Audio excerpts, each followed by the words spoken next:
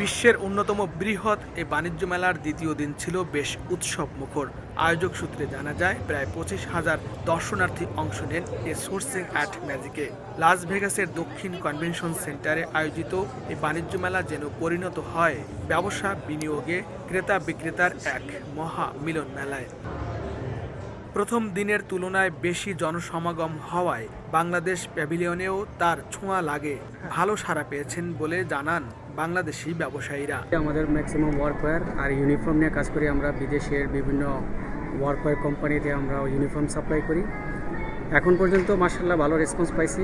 Textile জগতে made in Bangladesh বিশ্বে পরিচিত একটি ব্র্যান্ড, তাই দেশের হয়ে এই মেলায় অংশ নিতে পারায় নিজেদের গর্বিত মনে করছেন অনেকে। মেড ইন বাংলাদেশে এই রিয়েলি একটা ব্র্যান্ড, সবাই একটা আকর্ষণ যে যেভাবে আসতেছে আমার কাছে খুবই ভালো লেগেছে। এখানে এসে আমরা যে সাড়া পেয়েছি, আমরা আশা করি যে আগামী দিনেও আমরা যদি এই ধরনের মেলার আয়োজন করতে পারি, আমার মনে হয় আমাদের বাংলাদেশের অর্থনীতিতে একটা বিশাল ভূমিকা রাখবে বলে আমি মনে করি। অর্ধেক পাউডারে দ্বিগুণ উজ্জ্বলতা, নতুন রিন অ্যাডভান্সড অর্ধেক পাউডারে দ্বিগুণ উজ্জ্বলতা।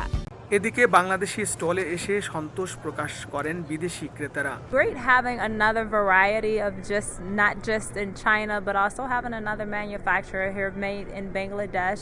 And so this is also a great event and a great area.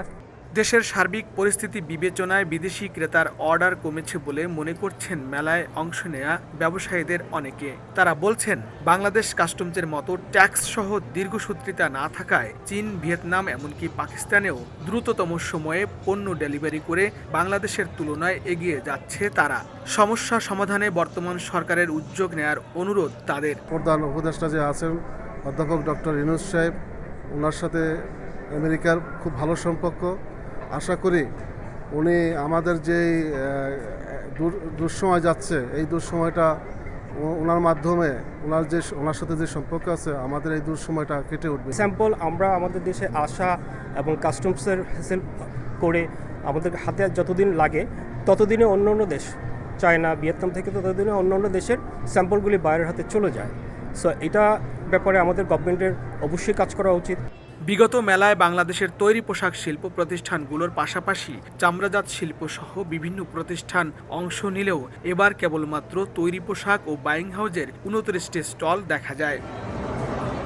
বিশ্বের অন্যতম বৃহত্তম এই টেক্সটাইল ট্রেড ফেয়ারের দ্বিতীয় দিনে চীন, ভিয়েতনামের প্রাধান্য থাকলেও পিছিয়ে নেই বাংলাদেশ।